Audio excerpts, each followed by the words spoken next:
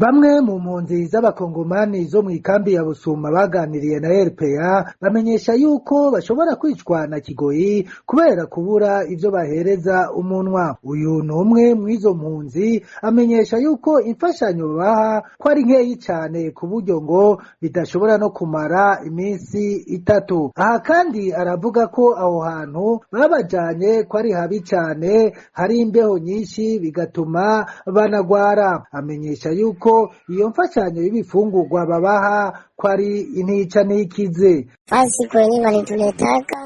Ahantu batuzanye kuba haragoye cyane, kuba hari imbeho n'imisozi, hari imbeho nyinshi, umuyaga n'inkungugu ni nyinshi. Rero ikigoranye kuruta ibindi byose ni inzara. Dufashishwa intica ntikize. Nk'ubu baduha ibihumbi 13 by'amafaranga y'amarundi ku kwezi, haba baduha ibiro 8 by'ifu n'amakoroboyi aba ari mu mavuta, nta kindi. Kubera gufungura nabi mw'ingwara ni nyinshi mw'iyo kambi ya Busuma, aho akavuga ko abaremba cane ari abana n'abantu bageze mu zabukuru.